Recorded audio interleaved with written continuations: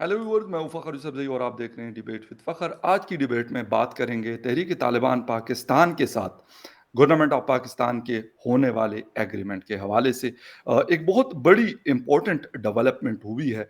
वैसे तो बातचीत पिछले कई महीनों से बल्कि 2021 से चल रही थी, लेकिन अभी सीज़ फायर को एक्सटेंड किया गया है और उसका कोई टाइम फ्रेम नहीं दिया गया।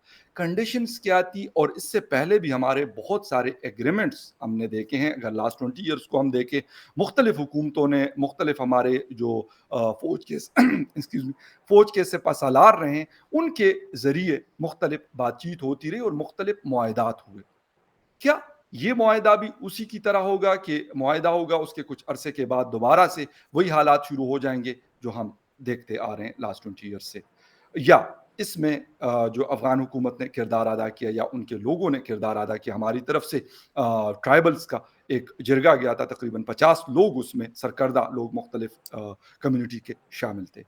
क्या होगा, क्या नहीं? इसके साथ-साथ हिंदुस्तान के एक काफ़ी बड़े डेलीगेशन ने काबुल का दौरा किया, जिसको लीड कर रहे थे जॉइंट सेक्रेटरी जेपी सिंह साहब, उनके फॉरेन मिनिस्ट्री के।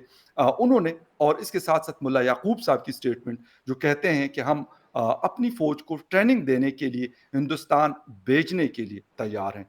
ये भी एक इम्पोर्टेंट चीज़ है और पाकिस्तान के पर्सपेक्टिव से बहुत अहम है। इन सारी चीज़ों पे बात करेंगे और बात करने के लिए आज मुझे जॉइन कर रहे हैं senior defence analyst brigadier retired Ishaq Ahmed साहब। सर, बहुत शुक्रिया for joining the show. Thank you Fakhar. Sir, आप क्योंकि अफ़गानिस्तान और पाकिस्तान के जो इंटरनल्स इस तरह के इंसर्जेंसी वाले मैटर्स होते हैं या फिर ये चीज़ें होती हैं, इसके ऊपर आपकी सर बड़ी गहरी नज़र है। इस वक़्त टीटीपी के साथ हमारा मुआहदा वो हो गया, लेकिन आप कैसा देखते हैं कि वो पिछले मुआहदात जिस तरह हुए और फिर उन्होंने हमें आके वही हालत की जो हम देखते आ रहे थे, या अभी ये लॉन्ग टर्म जाएगा और आप इसका फ्यूचर अच्छा देख रहे हैं? क्योंकि आपसे थोड़ा-सा पूछूँगा कि वो डिमांड जो कर रहे हैं, क्या वो पॉसिबल है हमें पूरी करना? बिस्मिल्लाहिर्रहमानिर्रहीम Fakhar, thank you. Interesting development इसलिए कहते हैं कि दोबारा टीटीपी ने सर उठाया था और उन्होंने पिछले चंद महीनों में काफ़ी नुकसान दिया है सिक्योरिटी फोर्सेस को। और उनके भी खैर होते हैं, लेकिन सिक्योरिटी फोर्सेस को नुकसान पहुंचता रहा। रोज़ाना तकरीबन एक आध इंसिडेंट मस्ट था, एक जी। से ज़्यादा भी होते रहे इंसिडेंट। अ, दो चीज़ें, एक तो ये कि आपने जो इंट्रो में भी बात की ना कि इससे पहले भी हमारे एग्रीमेंट होते रहे। मैं वही बैठा हुआ सोच रहा था आपसे बात करने से पहले कि इसका एक पस मंज़र ज़रूरी है। पस मंज़र क्यों ज़रूरी है? वो इसलिए ज़रूरी है कि ताकि आगे हमें सब समझने में आसानी हो। एक तो वही टीटीपी के धड़े बहुत सारे हैं, जो हम हमेशा कहते हैं। और ये किसी भी एक लीडरशिप के ऊपर सिर्फ इस हद तक एग्री करते हैं कि हाँ, वो हमारी लीडर हैं, लेकिन कभी इन्होंने मिल के कोई स्ट्रैटेजी, मिल के कोई ऑपरेशंस, किसी न किसी जगह पे शायद इनकी कोई कोऑर्डिनेशन होती हो, लेकिन एज अ जॉइंट वेंचर के तौर पर इन्होंने कभी भी एक यूनाइटेड फ्रंट पेश नहीं किया है, जी। जिस तरह के हम अफ़गान तालिबान को देखते हैं। अफ़गान तालिबान का एक बड़ा धड़ा है और सब कुछ उसी के नीचे कंट्रोल होता है। टीटीपी का एक बड़ा नाम नहीं है। उधर मुल्ला उमर थे, उसके बाद मुल्ला मंसूर आए, फिर अभी आजकल शेख हैबतुल्लाह हैं, लेकिन हमारे यहाँ मुख्तलिफ नाम चलते रहे हैं। उन नाम को गिनवाने का फ़ायदा कोई नहीं।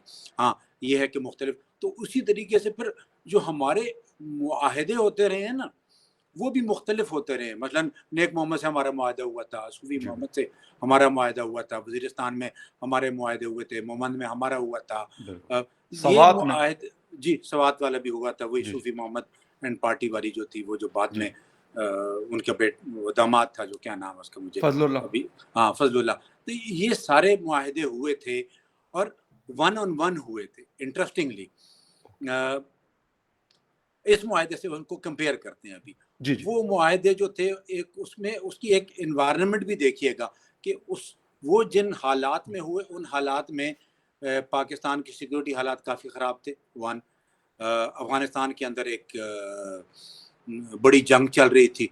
नंबर 2, अ, टीटीपी को जो सपोर्ट करने वाले एलिमेंट थे वो अफ़गानिस्तान में पाए जाते थे, इसलिए कि अफ़गानिस्तान में अनार्की थी और अफ़गानिस्तान में इन्फ्लुएंस उनका अच्छा खासा था, इसलिए इनकी सपोर्ट अच्छी थी और ये उसके हिसाब से अच्छी एक ताकतवर पोजीशन में होते थे। इसीलिए उनके वाक़यात भी बहुत बड़े-बड़े हुए, चाहे वो हम एपीएस का लें, चाहे कराची का लें, इस किस्म के कामरा का इंसिडेंट लें, ये सारे के सारे वाक़यात। तो अभी उसको आज की हालात में लेकर आते हैं। अभी हालात 2 चीज़ें बदली हुई हैं बड़ी-बड़ी।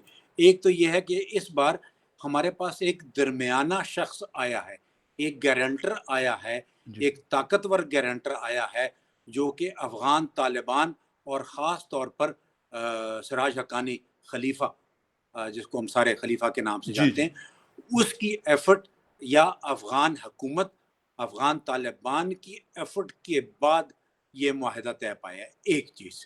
दूसरी चीज़, हालात मुख्तलिफ हैं। हालात क्यों मुख्तलिफ है? अफ़गानिस्तान की जंग ख़त्म हो चुकी है, खाना जंगी थोड़ी सी चल रही है, कोई इतना सीरियस इशू नहीं है कि जी। वहाँ पर वो लोग जो टीटीपी को सपोर्ट करते थे, जो बाकी इंसर्जेंट्स को पाकिस्तान में सपोर्ट करते थे, उनकी हैसियत, उनकी ताकत, उनका इन्फ्लुएंस कमज़ोर हुआ है। ओके। ठीक है? ये 2 बड़ी चीज़ें, तो कमज़ोर हुआ है जब उनका, तो उसका इफ़ेक्ट डायरेक्टली पड़ता है उन लोगों पर जिनको वो लोग सपोर्ट करना चाह रहे थे या जी। कर रहे थे, चाहे वो फाइनेंशियल सपोर्ट थी, चाहे वो ट्रेनिंग थी, चाहे वो प्लानिंग थी, जो भी हम नाम दें उसको, जी। वो जो है, सॉरी, वो कम हो गई है, ड्रॉप हो गई है। तो अभी सिचुएशन थोड़ी-सी मुख्तलिफ इसलिए है कि वो जो फैक्टर्स जो बड़ा मैटर करते हैं इस किस्म की इंसर्जेंसी के लिए, वो कम हो गए हैं। इसलिए इन हालात में इस मुआहिदे को मैं देख रहा हूँ कि शायद ये उनकी तरह जल्दी ब्रेकअप नहीं होगा, ओके। उसको देखते हुए। लेकिन दूसरी जो आपने बात की दरमियान एंड ऑफ द क्वेश्चन में, कि जी। वो जो मुतालबे कर रहे हैं, सर बिल्कुल। ये जो मुतालबे, if I am not wrong, किसी ने ट्विटर पे बड़ा इसका तफसीलन एक-एक पॉइंट लिखा था, वेरी इंटरेस्टिंग पॉइंट। उन पॉइंट्स को देख के तो मैं कहता हूँ ये मुआहिदा नहीं हो सकता। इसलिए कि वो करेक्ट। सारे के सारे पॉइंट्स नॉन स्टार्टर थे। मसलन शरीयत नाफिज करें, किधर? जी, बिल्कुल। मालाकान डिवीजन में, भाई जिस तरह वहाँ वहाँ पर। हुआ था। हाँ, अच्छा। उसके बाद हमारे तमाम प्रिजनर्स को रिहा करें, if I am not wrong. जी। दो जी, बिल्कुल। फौजें आप फाटा, एक्स फाटा केपी से निकाल दें, नॉन स्टार्टर और नहीं हो फाटा सकता। को रिवर्स कर लें। और मर्जर को खत्म कर लें, सर अगेन बिल्कुल। Non starter. तो और उस कॉन्स्टिट्यूशन के ऊपर भी उन्होंने वही बात की है कि कॉन्स्टिट्यूशन हमारे लिए तो मतलब ये कॉन्स्टिट्यूशन गैर अमेंड ही नहीं। इस्लामी। हाँ, और कॉन्स्टिट्यूशन कौन अमेंड कर सकता है? उसके लिए 2/3 मेजॉरिटी चाहिए। जी, 2/3 मेजॉरिटी किसी के पास नहीं है, या तो वो बिल्कुल। चाहते हैं किसी के पास 2/3 मेजॉरिटी आए ताकि ये काम हो। अच्छा, बहरहाल, कमिंग बैक टू, तो जी, उन डिमांड्स को देख के तो हम इसको अगर एनालाइज़ करेंगे तो फिर इसका चलने का वक़्त बहुत कम है। लेकिन मेरा ख़्याल है कि वो डिमांड्स लोग शुरू करते बड़े टॉल डिमांड से हैं, लेकिन जी, एंड के ऊपर उनको एक रीज़नेबल, जहाँ पर उनको फेस सेविंग भी मिल जाए, जहाँ पर उनकी पार्टली डिमांड्स भी मिल जाएँ, जहाँ उनकी जी, अपनी सिक्योरिटी, अपनी हिफाज़त, जी। उनका एक आम ज़िंदगी गुज़ारना, वो भी मिल जाए, तो वो उस चीज़ के ऊपर आकर अल्टीमेटली बैठ जाते हैं। तो मेरा ख़्याल ये है कि ये जो आपस में बैठक हुई है इनकी काबुल में, जिसमें हम यहाँ से अच्छी खासी और सियासी एक और चीज़ बातों में याद आ गई, इस बार सेनेटर सैफ जैसे लोग, बहुत समझदार शख्स हैं वो, चीज़ों को समझते हैं, अफ़गानिस्तान को समझते हैं, केपी के रहने वाले हैं। वो, मैं उनको कहता होता हूँ, रशियन के ख़िलाफ़ वो जाके लड़ते भी रहे हैं एक ज़माने में। तो एक रियलिटी है उनकी, वो चीज़ों को बहुत गहरी तनकीद भी करते हैं और देखते भी हैं, और उसके हिसाब से बड़े अच्छे मशवरे भी देते हैं। तो सेनेटर मेरा सालेह ख़्याल शाह है। साहब गए थे, हाँ, जेयूआई के जी टांग हाँ, के सालेह रहने शाह वाले साहब। और कुछ बाजवड़ तो से वही लोग। बाजवाड़ से भी गए थे, जी, जी। मोमंद वाले गए थे। जी, इसका जी। मतलब है कि एक सियासी उसका रुख भी है। हुँ, एक हुँ। सिक्योरिटी का तो होगा जी, एग्रीमेंट का। इसका जी। मतलब है कि उसमें गवर्नमेंट भी आ गई, उसमें सियासतदान भी आ गए, सैफ अपोज़िशन के हैं, उसमें अच्छा। रीजनल, यानी हमारा केपी के पठान, पश्तून, वो लोग भी चले गए, जी, और सबसे बड़ी सिक्योरिटी फोर्सेस को, तो ये एक ऑल इंक्लूसिव टाइप डेलीगेशन या एक टीम थी जिसने उनके साथ नेगोशिएट अच्छा किया, सर, इसलिए मैं इसके चांसेस ज़्यादा समझ रहा हूँ। ठीक है। मे बी अल्लाह करे। यानी आप कॉन्फिडेंट हैं इसके ऊपर कि इसका हाल वो नहीं होगा जो पुराने हमारे जितने भी एग्रीमेंट्स हुए हैं, जहाँ-जहाँ जी, पे भी हुए पूरे पाकिस्तान में, उस जैसा नहीं होगा। सर एक छोटा-सा इससे रिलेटेड सवाल फिर वो हिंदुस्तानी वफ़द के ऊपर जाएँगे कि मुस्लिम खान और महमूद खान 2 कहते हैं कि सबसे इनके टॉप लेवल के लोग थे जिनको छोड़ा गया था। उसमें से मुस्लिम खान को सर फांसी दी गई थी। फांसी की सज़ा मिलिट्री कोर्ट से हुई थी उनको। और उसके बाद बाजवा साहब ने उसकी तौसीक भी कर दी थी। लेकिन उसके बाद मतलब छोड़ना, सर ये क्या मैसेज जाता है? अगर मैं कहूँ कि एज़ ए लेमैन मैं ये सवाल करूँ, एज़ ए जर्नलिस्ट नहीं करता, तो क्या मैसेज जाता है? क्योंकि लोगों के मतलब बहुत सारे लोगों के जो प्यारे गए हैं, उनको तो सर तकलीफ़ है, स्पेशली हमारे एपीएस के आज भी वो उनकी एक एसोसिएशन है उन पेरेंट्स की और वो यही कहते जी। हैं कि भई हम अपने बच्चों को कैसे भूल सकते हैं और नहीं सर कोई भी नहीं कर सकता। तो सर इसको कैसे देखते हैं? मतलब ये वाली चीज़ें लाज़िज़ डिफ़िकल्ट बात अवाम का भी वो एक होता है, एक मतलब जी। ऐसे सेंटिमेंट्स होते हैं उनके साथ। देखिए, बड़ा मुश्किल फ़ैसला होता है। ओके, और जो हेड ऑफ़ द स्टेट होते हैं, जो हेड ऑफ़ द ऑर्गनाइज़ेशंस होते हैं जी, और जो कर्ता-धर्ता जिनको हम कहते हैं, बिल्कुल, वो होते हैं। बिल्कुल। उनको तैयार इसीलिए किया जाता है कि वो फ़ैसले ले सकें। जी, वैसे तो फ़ैसला लेना बड़ा मुश्किल काम है। अभी एग्ज़ैक्टली रीसेंट हालात देख लें जिसमें फ़ैसले हुए हैं। बिल्कुल सिर्फ़ पेट्रोल महँगे करने के फ़ैसले के ऊपर क्या ले-दे नहीं हुई है। 56 डेज़ लग गए। हाँ, तो अंदाज़ा करें कि फ़ैसला करना कितना मुश्किल काम है। इसमें एक एक लाइटर नोट के ऊपर आता हूँ। जी, हम कुछ दोस्त थे, उनसे उनके बारे में हम कहा करते थे कि वो कहते हैं, यार मेरी जान ले लो, मेरे से फ़ैसला नहीं लेना आपने। तो कमिंग बैक टू वेरी बिल्कुल। डिफिकल्ट डिसीजन, जी, बिकॉज़ ये डिफिकल्ट 2 पॉइंट ऑफ व्यू से। एक वही जो आप बयान कर रहे हैं, बिल्कुल। सेंटिमेंट्स। जी, एक जो हमने नुकसानात उठाए हैं इनके बिल्कुल हाथों, सर। इन लोगों ने जो पाकिस्तान का बेड़ा गर्क किया, पाकिस्तान के इनोसेंट लोगों का बेड़ा गर्क किया। बिल्कुल, सिक्योरिटी फोर्सेस को बिल्कुल। मैं नहीं गिनता हूँ। सिक्योरिटी फोर्सेस और उनके दरमियान जंग थी। उस जी, जंग में उनके भी लोग मरे, हमारे भी लोग मरे, हम ठीक, लड़ रहे थे। लेकिन बिल्कुल, एपीएस के बच्चे, मस्जिदों में लोग शहीद, बिल्कुल। जिरगे में पश्तूनों के जिरगे के हमारे मलकान वॉलीबॉल और बहुत सारे फुटबॉल मारे। ग्राउंड्स में सर जो धमाके ग्राउंड्स हुए के थे। अंदर बिल्कुल। ये सारी चीज़ों को जब हम देखते हैं तो फिर तो दिल ये कहता है कि नहीं, इनके साथ कोई मुआहदा नहीं होना चाहिए, जी, इनको ख़त्म कर देना चाहिए। जी। दिल की बात, ऊपर बिल्कुल सर। चले जाएँ, जी, दिमाग जी, पे जाते हैं फिर। जी, जी। फैसले करने के लिए आपको दिल और दिमाग दोनों का इस्तेमाल करना बिल्कुल पड़ता एग्री है, सर। हालात का इस्तेमाल करना पड़ता है, ऑब्जेक्टिव का इस्तेमाल करना पड़ता है। अमन लाने के लिए, मज़ीद नुकसान से बचने के लिए हमें फ़ैसले करने पड़ते हैं। हुँ, उन फ़ैसलों में ये एक मुश्किल फ़ैसला है, बहुत मुश्किल फ़ैसला है। हो सकता है मैं ये फ़ैसला ना कर पाता। ओके, लेकिन राइट। अभी हमें ये नहीं मालूम कि एग्ज़ैक्टली इस फ़ैसले के या इस मुआहदे के खदो-खाल क्या हैं? उसके लिए सर ये थोड़ा-सा हमें सारे लोग इंतज़ार कर रहे इंतज़ार हैं करना, और हाँ, बिल्कुल एग्ज़ैक्टली ये आपकी इसका बात बिल्कुल इंतज़ार हमें दुरुस्त है। करना पड़ेगा। तब हमारा असेसमेंट, तब हमारे कमेंट्स क्लैरिटी बहुत आएगी। कैंडिड और बड़े साफ-सुथरे होंगे। ओके, बिल्कुल, वो लोग जिन्होंने हीनियस क्राइम किए हैं, उनको किसी सूरत नहीं छोड़ना चाहिए। ये जी, मेरे अल्फ़ाज़ हैं, दिल के बिल्कुल, भी हैं, दिमाग के भी हैं। ज़बरदस्त। उनको नहीं छोड़ना चाहिए। वो लोग जो लड़ना चाहते हैं, उनके साथ लड़ें, उनको मारें, खुद भी मरते हैं तो मरें, उनको मारें। वो बिल्कुल लोग सही। जो मेरे साथ बैठ के बात करना चाहते हैं, जायज़ बिल्कुल, जायज़ उनकी जो जो डिमांड्स हैं, डिमांड्स जो हैं। उनके मुतालबे हैं, उसको कॉन्स्टिट्यूशन के अंदर रहते हुए, उसको हमारी रिवायात के अंदर रहते हुए, उसको हुँ, हमारी प्रायोरिटीज़ के अंदर रहते हुए, हमारे इंटरेस्ट को सामने एग्ज़ैक्टली। रखते हुए उनको जी, एक्सेप्ट करना चाहिए। बिल्कुल बिल्कुल। ठीक। तो ये डिफ़िकल्ट फ़ैसला था जो इनको करना पड़ रहा है। राइट, इसके ऊपर बहुत लेदे होंगी, ये भी मैं आपको बता दूँ। मेरी और आपकी एग्ज़ैक्टली। तरह के लोग बैठ के नहीं इसको क्रिटिसाइज़ भी करेंगे, लेकिन हमें ये बिल्कुल। नहीं इल्म अभी तक कि वो खदो-खाल क्या है उस मुआहदे की। वो आने दें, फिर इंशाल्लाह बैठेंगे। ठीक, बिल्कुल सर, बिल्कुल इस पे बात करेंगे आइंदा। सर इस वक़्त मतलब 2 दिन पहले एक डेलीगेशन ने इससे पहले तो ख़ैर दुशांबे में 29th मई को एक मतलब कॉन्फ्रेंस हुई 4th सिक्योरिटी कॉन्फ्रेंस और अजीत डोवल साहब और बाकी हमारे इस रीजन के नेशनल सिक्योरिटी एडवाइज़र्स वहाँ पे थे इंक्लूडिंग चाइना और रशिया। पाकिस्तान सर उसमें नहीं था। फिर उसके 2 दिनों के बाद एक डेलीगेशन दिल्ली से आता है और काबुल में आमिर खान मुत्तकी और मुख्तलिफ लोगों के साथ उनकी मुलाकातें होती हैं। सर हमारी डायरेक्शन अगर अफ़गानिस्तान इश्यू के हवाले से मैं बात करना चाह रहा हूँ, क्या डायरेक्शंस हैं हमारी, और उस कॉन्फ्रेंस के अंदर अगर ईरान था, अफ़गानिस्तान के लोग थे, चाइना था, रशिया था, तो पाकिस्तान क्यों नहीं था? और फिर अगर वहाँ से डेलीगेशन आता है तो इसको as a defence point of view से आपसे पूछ रहा हूँ कि कैसा देखते हैं, कि बेहतर है पाकिस्तान के लिए, या आप कहते हैं नहीं ऐसा नहीं होना चाहिए?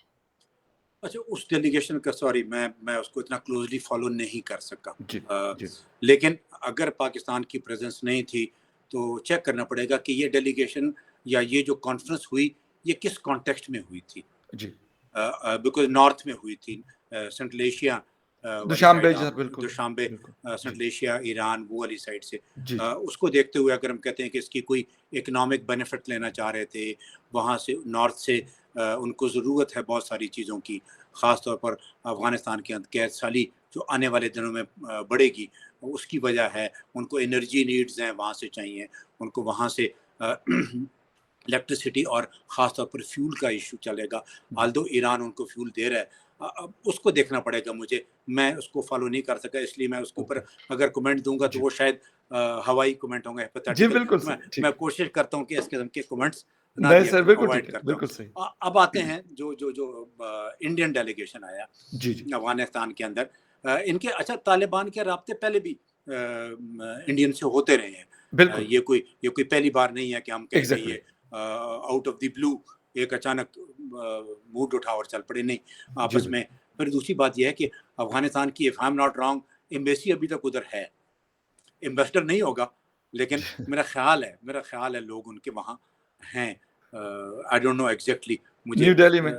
हाँ, नहीं, काबुल। काबुल के अंदर काबुल, तो है बिल्कुल, एम्बेसी हाँ, उनकी काबुल ख़त्म के नहीं अंदर है। हुई। तो जी, इसका जी। मतलब है कि उन्होंने अपने ताल्लुकात ख़त्म नहीं किए। बहुत सारे ममालिक जिन्होंने अफ़गानिस्तान को तस्लीम नहीं किया है, अफ़गान हुकूमत को, लेकिन उसके बावजूद उनके ऑफ़िशियल्स, अगर मैं ओके। डिप्लोमैट का लफ़्ज़ नहीं इस्तेमाल करता, जी, जी। डिप्लोमेट नॉर्मली एम्बेसडर्स को और कॉन्सल जनरल्स को और डीएचएम्स को और राइट। जो जो उनके दूसरे सेकंड टियर लीडरशिप होती है एम्बेसी के अंदर, उसको कहते होते हैं। जी, मेरा ख़्याल है उनके कुछ डिप्लोमेट भी होंगे और ऑफिशियल्स भी होंगे। अब जी, आते हैं इस डेलीगेशन का आना और वहाँ पर बातचीत का होना। जी। देखें, मैं थोड़ा ब्लंट हूँ इस चीज़ में। अफ़गानिस्तान एक अलहदा मुल्क है, एक बिल्कुल। इंडिपेंडेंट कंट्री है। उसकी मर्ज़ी है, जिसके साथ ताल्लुकात रखता है, रखने भी चाहिए। बिल्कुल। मैं और आप कौन होते हैं उनको डिक्टेट करने वाले, पहली एग्री, बात। बिल्कुल सही। इसके ऊपर कोई दो राय नहीं है। ज़बरदस्त। कोई मुझे भी नहीं डिक्टेट कर सकता, बिल्कुल ठीक। ऑल्दो हमें डिक्टेट किया जाता है। राइट। यार तुम गलत ले जाते हो बार बार मुझे। ठीक चलो, है। जी। Coming back to the oh question जी, इंटरेस्टिंग। डिक्टेट हम ओके, नहीं कम कर टू द पॉइंट सकते। सर। हाँ, ना ना तालिबान और ना इंडियन और जी, ना ईरानियन और ना अमेरिकन। डिक्टेशन कब होती है? डिक्टेशन तब शुरू होती है जब आप डिपेंडेंसी की एक्सट्रीम लेवल्स पर चले जाते ओके। हैं, जब आप इकोनॉमिकली, सिक्योरिटी वाइज और बहुत सारे और स्ट्रिंग्स के साथ अटैच हो जाते हैं, वो आपको पुतलियों की तरह घुमाते हैं, कंट्रोल किया तो जाता। तो डिक्टेट्स होती हैं। मसलन मैं आपको मिसाल देता हूँ यहीं पर। जी, अफगानिस्तान जब सब कॉन्टिनेंट की मैं बात कर रहा हूँ, जी, ब्रिटिशर्स की मैं बात कर रहा हूँ, जी। उन्होंने अफ़गानिस्तान को बाकायदा एग्रीमेंट हुआ था कि आप रशिया के साथ ताल्लुकात, उस वक़्त वो ज़ार था, जी, सोवियत ज़ार, कि आप उनके साथ ताल्लुकात नहीं रखेंगे, फ़ॉरेन पॉलिसी कंट्रोल इनके पास होगी। वो पैसे भी दिया करते थे इनको ओके, सालाना, अमीर अब्दुर्रहमान एंड पार्टी को, ठीक है? राइट। तो इस किस्म की होती हैं चीज़ें, लेकिन उसके लिए बहुत कमज़ोर ममालिक ये करते हैं। हमारा अफ़गानिस्तान का जो ताल्लुक है वो नेबर्स का है। जी, हाँ, हमने out of the way Taliban को सपोर्ट किया है। अब यहाँ पर वो सवाल आ जाता है हुँ, जो आपने, कि हाँ, जब ये तकलीफ़ में होते हैं तो फिर हमारे पास भागते चले आते हैं। जब ये थोड़े से ठीक हो जाते हैं तो फिर ये इंडिपेंडेंस की बातें करते हैं, जी, करनी चाहिए। बिल्कुल। हम हम चाहते हैं अफ़गानिस्तान एक आज़ाद, इंडिपेंडेंट मुल्क के तौर पर एक आज़ाद फॉरेन पॉलिसी, एक आज़ाद इंटरनल पॉलिसी के तौर जी, पर फ्लरिश करे। लेकिन साथ-साथ हम ये भी चाहते हैं कि हमारे इंटरेस्ट किसी और की वजह से अफ़गानिस्तान में हर्ट ना हो। Okay, okay. हमने ये अमेरिकन को भी कहा था 9/11 के टाइम पर। उस वक़्त वो नहीं माने थे।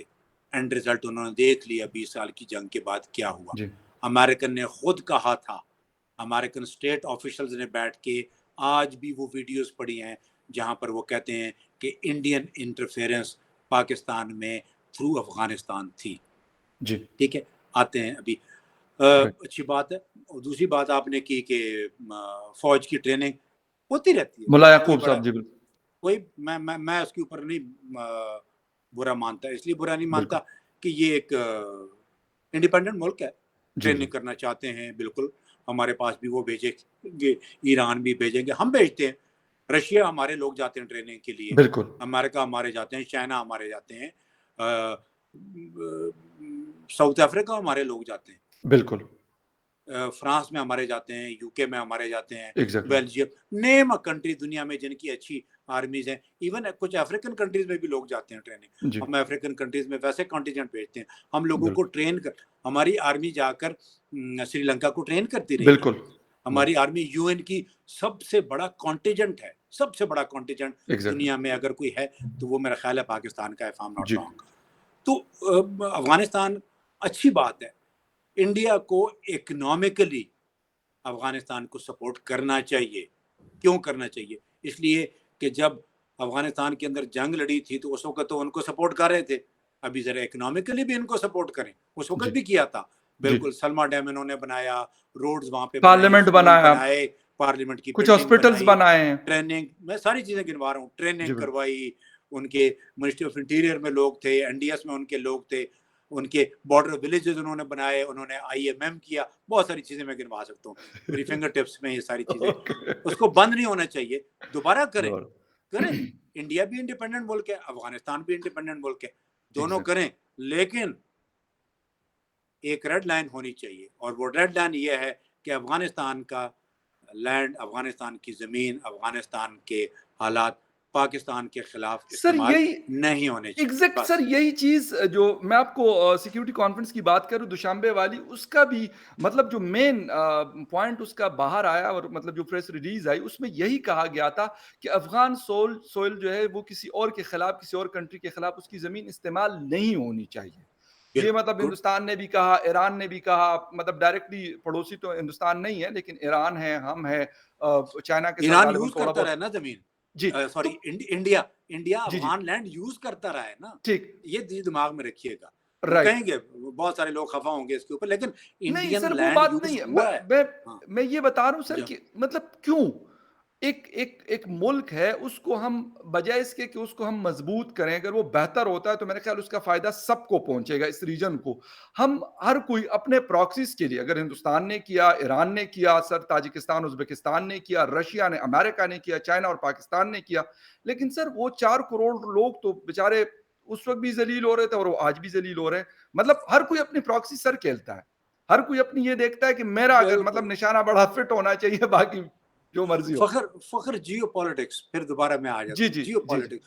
दुनिया में मैं वो रियलिज़्म वाली थ्योरी हमेशा फिर दोबारा अप्लाई कर देता हूँ। जी, जी। रियलिज़्म यही कहती है कि आपने अपना फ़ायदा सोचना है, ताकतवर के साथ रहना है और ताकत के बलबूते पर अपने काम करवाने हैं दुनिया में, राइट। और जो कोई इसके साथ चल सकता है, ये उसके छोटे से वैसी पॉइंट। जी, देखें, जब वैक्यूम आता है ना किसी भी मुल्क के अंदर, चाहे वो पॉलिटिकल का वैक्यूम हो, चाहे इकोनॉमिक ओके। वैक्यूम हो, चाहे सिक्योरिटी वैक्यूम है, जी, तो उसके अंदर वो फ़िल होते हैं और एक्सटर्नल फोर्सेस उसको फ़िल करती हैं।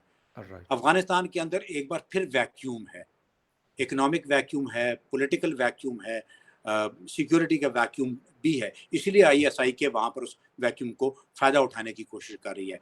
लेकिन सिर्फ़ एक चीज़ अच्छी है कि इस बार प्रॉक्सीज़ ग्लोबल पावर्स नहीं खेलने की कोशिश कर रही, फिज़िकल प्रेज़ेंस के ओके, साथ, राइट। इकोनॉमिक प्रेज़ेंस के साथ वो खेलने की कोशिश कर रही हैं। इकोनॉमिक प्रेज़ेंस हुँ, वही है जो चाइनीज़ करना चाह रहे हैं वहाँ हाँ, पर, जो रशियन करना चाहेंगे, रशियन बिल्कुल। का फ़ियर है।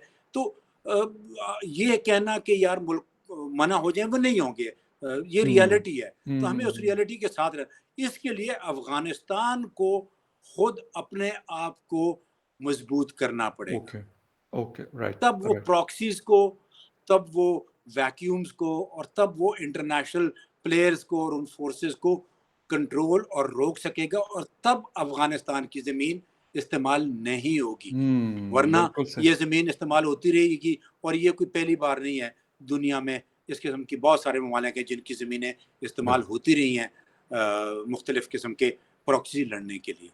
राइट, सर टाइम हमारे पास क्योंकि ख़त्म हो चुका है, हालाँकि कुछ 1-2 सवाल और थे जो एस्टेब्लिशमेंट से अगली बार रिलेटेड। करेंगे। इमरान खान साहब क्योंकि आजकल बड़े मतलब उसमें हैं और सुना है आपके बड़े अच्छे दोस्त भी हैं खान साहब। वैसे तो माशाल्लाह से आप जो है वो डिफेंस के आदमी हैं, लेकिन क्योंकि खान साहब को बहुत सारे लोग सर पसंद करते हैं। लेकिन ख़ैर मैं भी किसी उन्हीं में और से एक हूँ। ऑन लेकिन अ लाइट। लेकिन मैं मेरी मेरी एक वो है, रीज़न है। जी। वो रीज़न ये होती है कि आप लेसर इविल को चूज़ करते हैं। Okay, fine. मैं हमारे यहाँ बदकिस्मती से ये पॉलिटिकल स्टेटमेंट दे रहा हूँ, देनी नहीं चाहिए, मैं सियासत में जाता नहीं होता हूँ, जी, अवॉइड जी। करता हूँ। जी, जी। लेकिन आप देखते हैं कि अगर मेरे पास 6 आदमी आए हैं और उन 6 जी। में से मैंने 1 आदमी को सेलेक्ट करना है और वो 6 के 6 में 15-16 का फ़र्क है, तो मैं जी। 15 वाले की तरफ ही जाऊँगा या शायद उसमें एक आध 14 वाला निकल आया तो मैं 14 ओके। वाले को सेलेक्ट कर एग्ज़ैक्टली, लूँगा। एग्ज़ैक्टली। बाकी बिल्कुल समझ गए बात को। बिल्कुल सर, बिल्कुल सही है। ख़ैर इस पे कोई और अलग से व्यूअर्स शो करेंगे ब्रिगेडियर साहब के साथ इंशाअल्लाह। इन चीज़ों पे। नेक्स्ट किसी शो में ये डिस्कशन होगी क्योंकि अब अफ़गानिस्तान के हवाले से 2-3 चीज़ें जमा हो जाती है, तो मैं ब्रिगेडियर साहब को ज़हमत देता हूँ और सर आपका बहुत शुक्रिया कि आपने अपना कीमती थैंक यू, टाइम दिया। And viewers thank thank you you, very much for watching debate with Fakhar Yousafzai. किसी और डिबेट में फिर मिलेंगे, तब तक के लिए take care and bye. Thank you Fakhar. बहुत शुक्रिया सर।